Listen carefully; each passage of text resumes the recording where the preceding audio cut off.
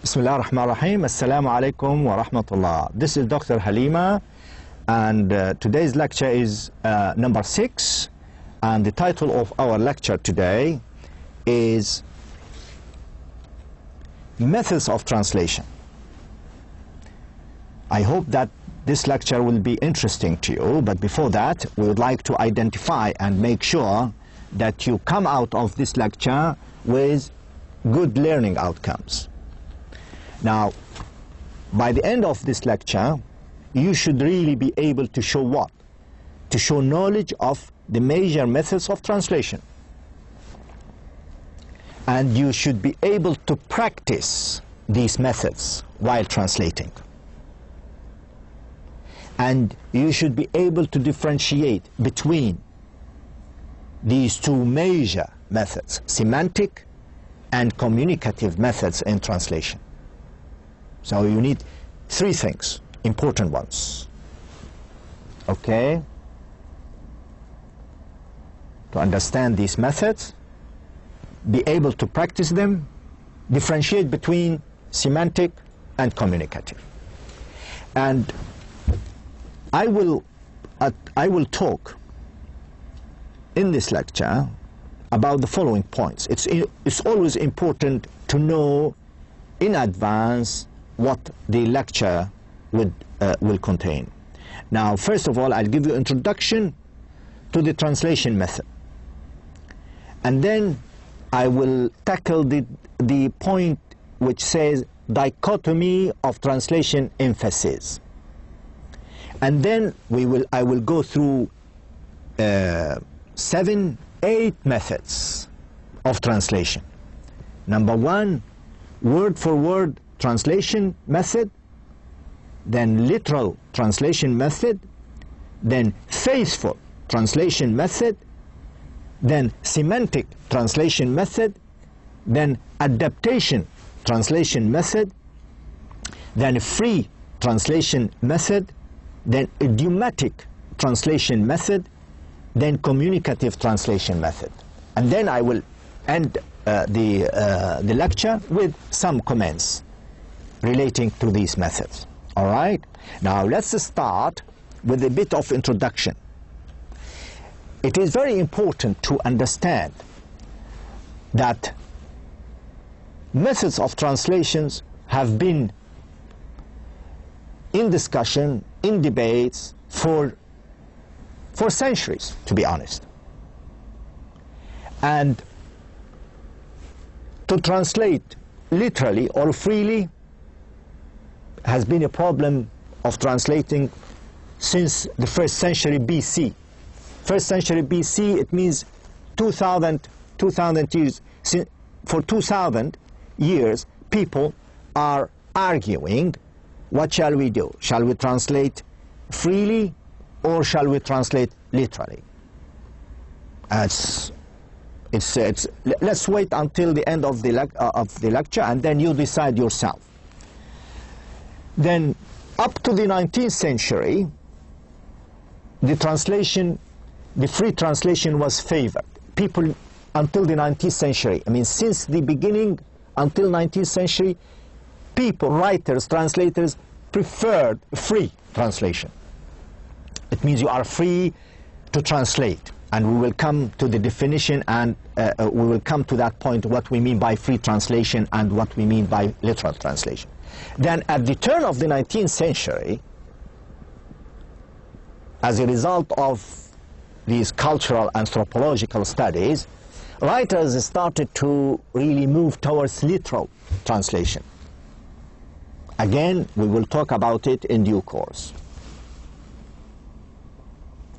But to be honest, this argument between shall we translate literally or freely is mainly theoretical. But what they missed was the purpose of the translation, the nature of the readership. It means the nature of the people to whom you are translating, and the type of text. You know, all these issues were not considered. That's why people theoretically argued, shall we translate freely or shall we translate literally? This is a little introduction about, you know, the methods of translation. Now, the second point, which is very, very interesting, I like this dichotomy. If you really understand this part of the lecture, you will be able to understand really all methods. Now, what do we mean by dichotomy of translation emphasis? We mean differences, two parts, splitting two parts. Emphasis means focus.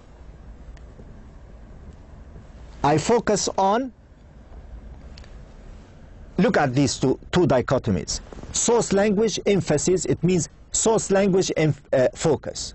Let's say source language Arabic, all right? It means you are giving more focus to the Arabic text than the English text. But if you want to give more focus for the translated text or the English text, then it is called target language emphasis. Do you understand? It's very important to understand.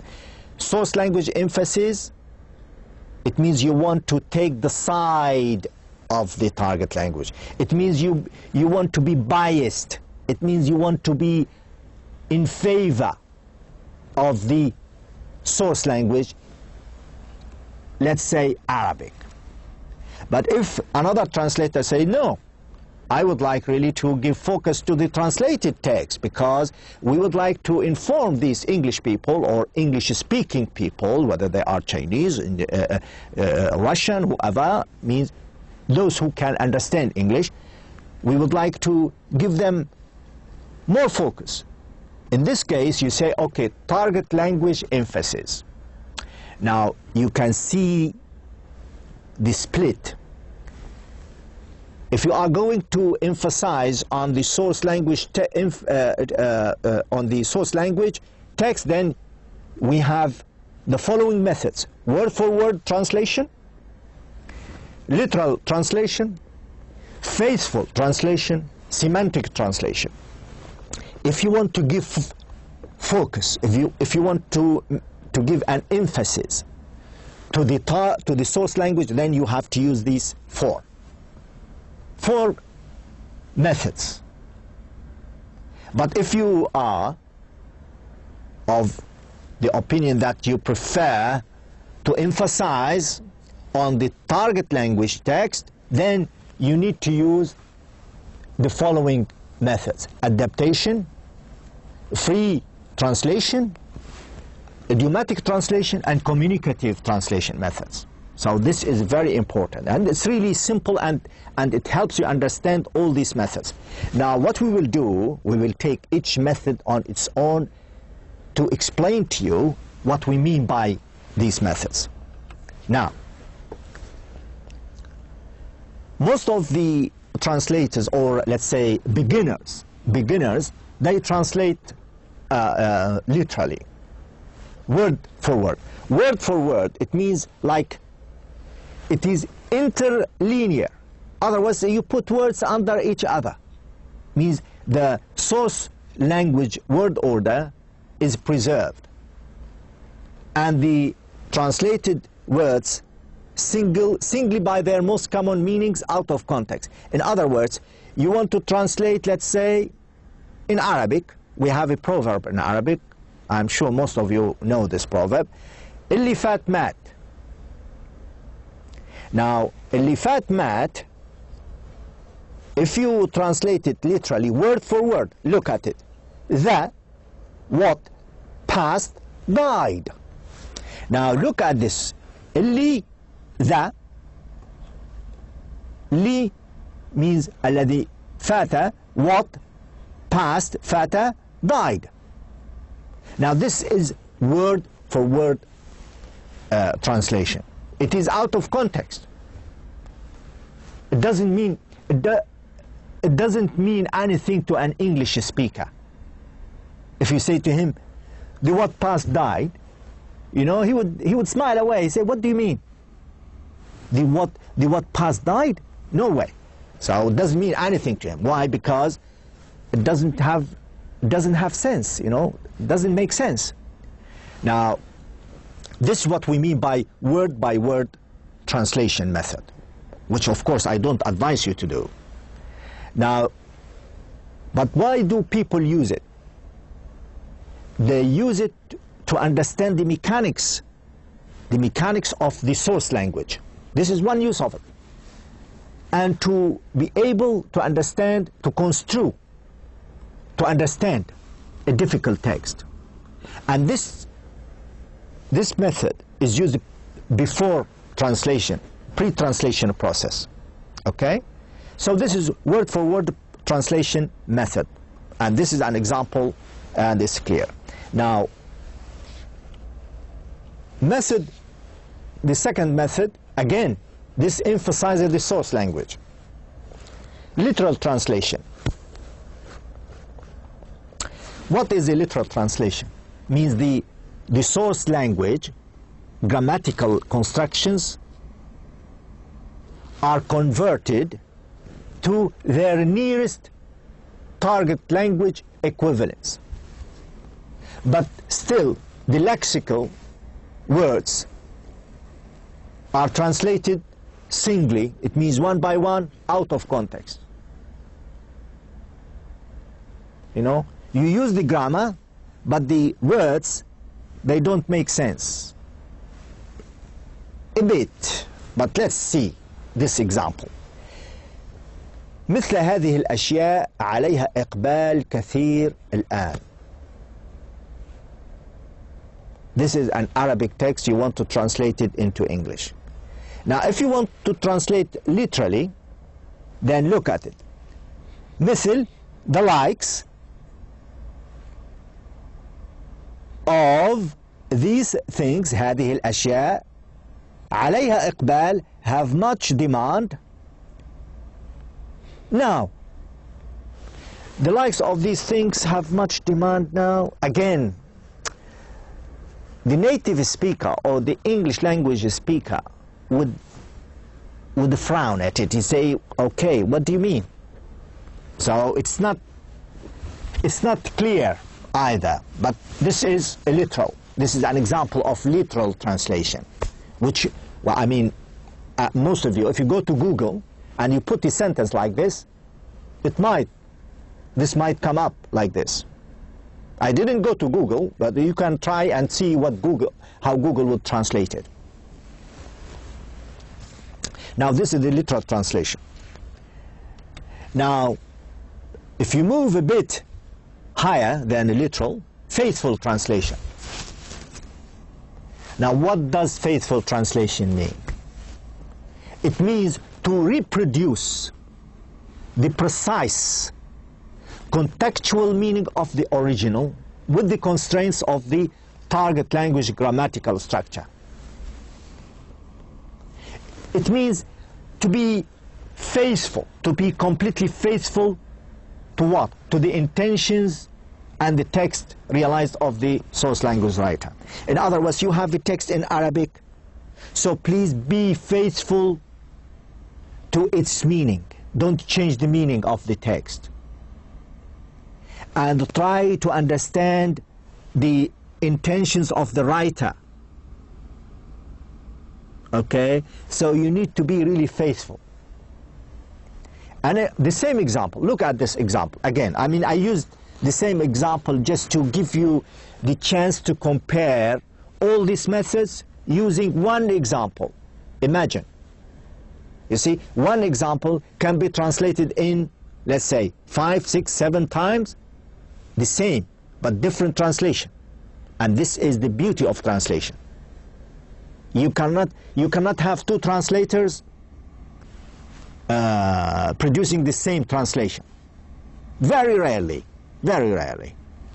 Now, this is how you translate if you want to use the faithful translation method. مثل هذه الأشياء عليها إقبال كثير الآن. Now, see, things like these, okay, are in great demand now. Now I can understand. Things like these are in great demand now. All right, you know, English native speakers will be able to understand. English-speaking people would be able to understand what you mean. If you say to them, look, things like this are in great demand now. Say, well, this is faithful translation. Now, this is the most common or arguable or debatable method, semantic translation method. It is more or less like a faithful, but it differs from a faithful translation by what? It gives more focus, more account on the aesthetic value. In other words, the beautiful and natural sound of the source text. It gives the beauty of the source text more attention. The faithful procedure is uncompromising. It means if you say to me, look, I want to be faithful to the source text. I'm not going to, sacrifice the meaning and the intentions of the writer for the beauty or the colorful aspect of the text. So this is the slight difference between faithful and semantic. The semantic approach, is concerns with the meaning of the text and gives the translators intuitive empathy with the original. I mean, it is okay. It is. I don't want to say this is better than the faithful, but each method really has its own advantages and disadvantages, has its own good things and bad things. Now, the same example, if we want to translate it using the semantic translation method, then we have to do it like this. This kind of thing is in great demand at the moment. This kind of thing is in great demand at the moment. Now, people pronounce it, this kind of things in great demand at the moment. I did not want, I could, for instance, delete the IS and put apostrophe S as if I was pronouncing. This kind of things in great demand at the moment. This is a very good translation. There is no problem with this. This kind of thing is in great demand at the moment. This is how people, speak, more or less. These four methods give more emphasis to what? To the source language or the target language? To the source language. Remember, this first dichotomy. They give emphasis to the source language. It means to Arabic.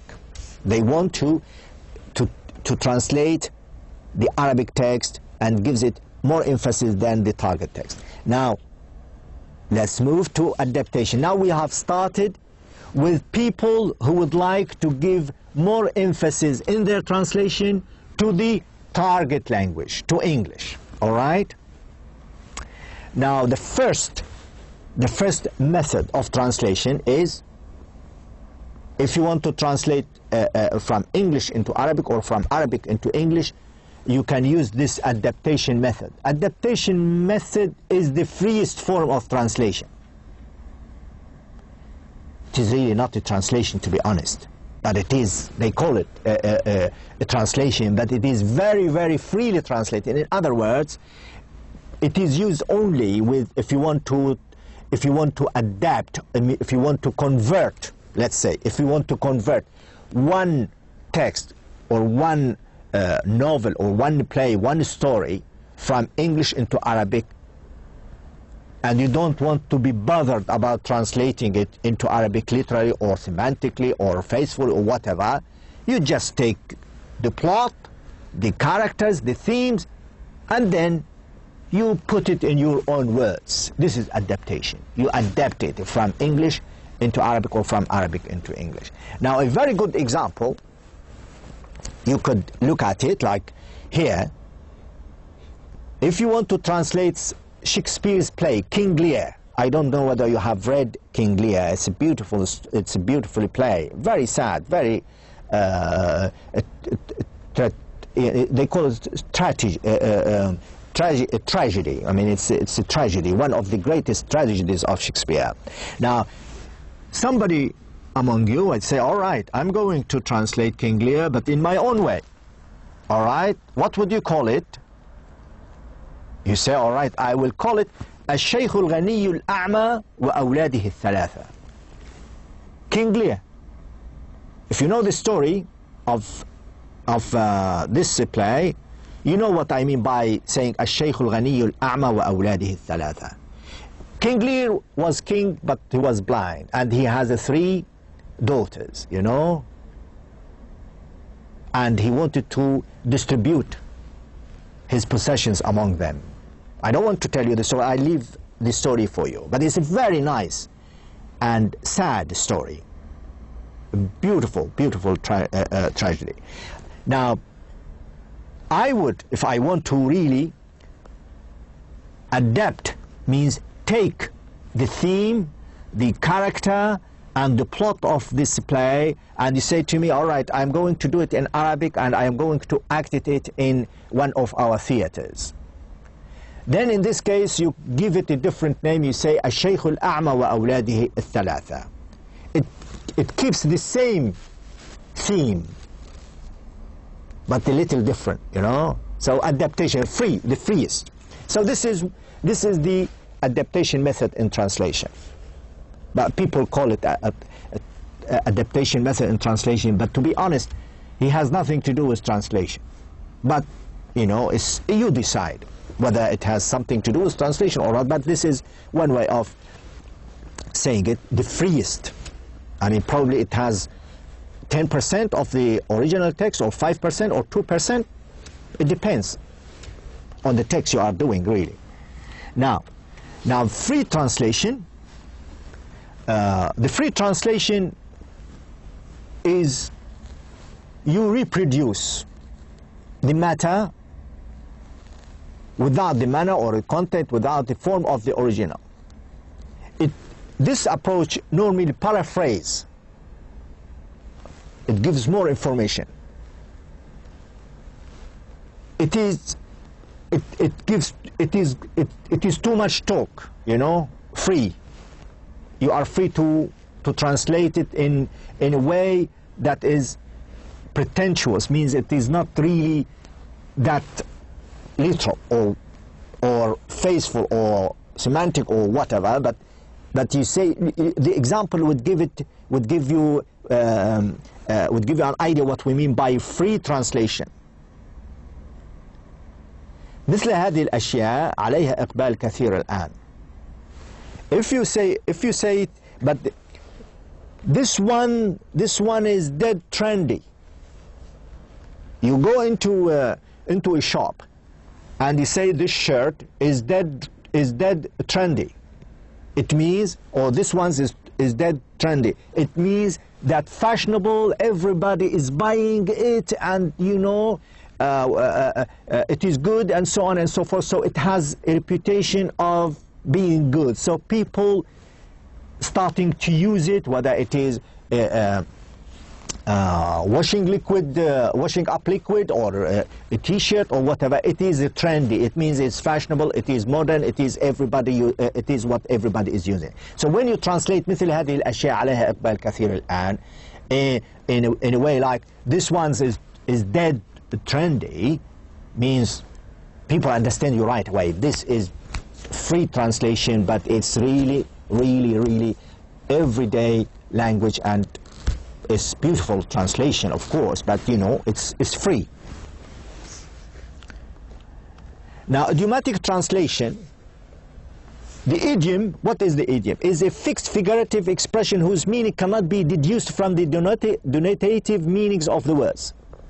That makes it up. As in car racing, for instance, is not my cup of tea. I say to you, well, we are talking about car racing and so on. I like this car. I prefer this car to race that car, and so on and so forth. But I say to you, look, car racing is not my cup of tea. This is an idiom, because my cup of tea has nothing to do with car racing, but it is an idiom used in this context.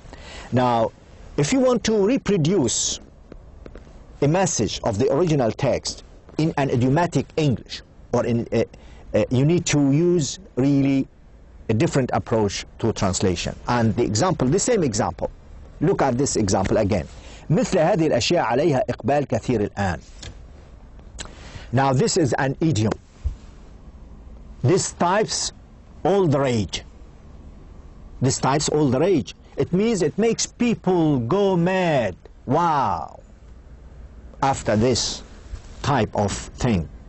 That's why, you know, people are queuing. They want to get this this washing up liquid, or this T-shirt, or this pair of trousers, and so on and so forth. Why? Because it is very, very, very, very popular, to the extent people are, wow, raging and running after it, probably fighting over it.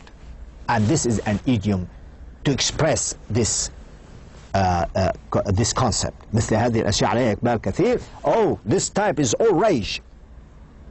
I can't get one. When I went to buy this type of T-shirt or this particular pair of trousers, then I couldn't get in. There was a long queue. What's the matter? So this type is all rage. Now this is an idiomatic translation.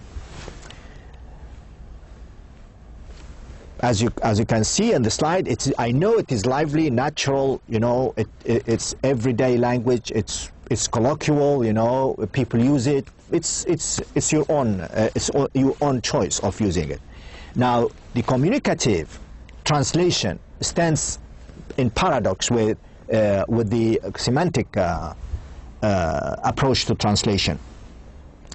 It attempts to render the exact contextual meaning of the original in such a way that both context and language are readily accepted and comprehensible to the readership. You know, the communicative translation. The communicative translation takes into account the context and the meaning of the original. So the context is very important, and it has to give the translation, the text, its own communicative effect, communicative equivalent in the target language, communicatively.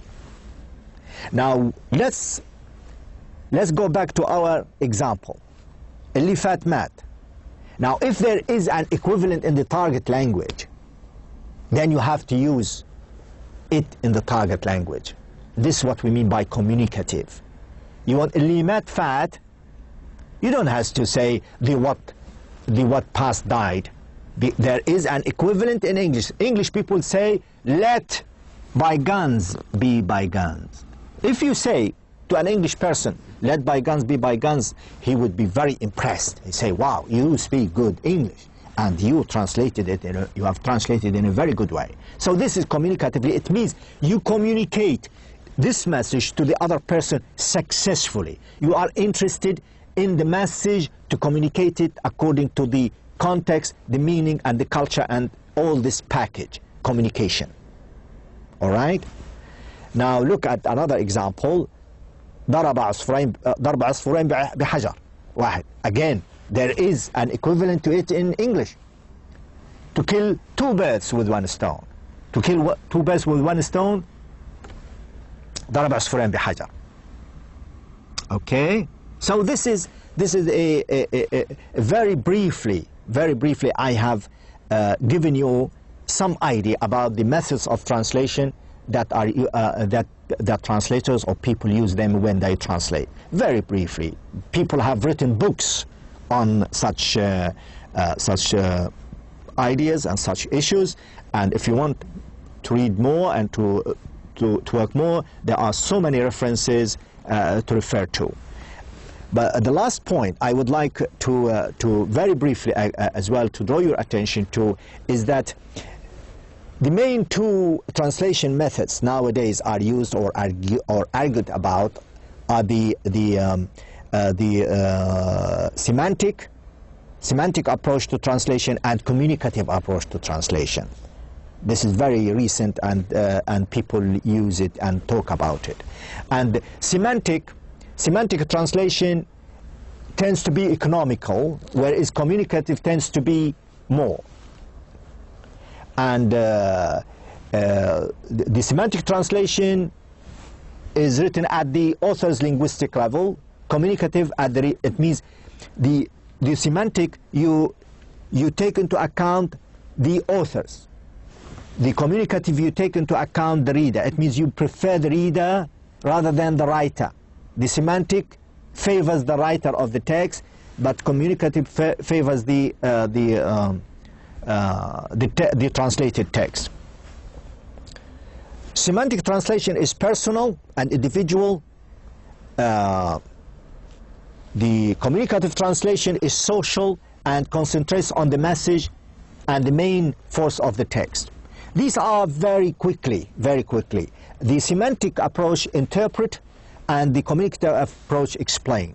So this is very brief, so hopefully I have given you a general idea, very brief, about the methods of translation today, and I wish you all the best, and thank you very much.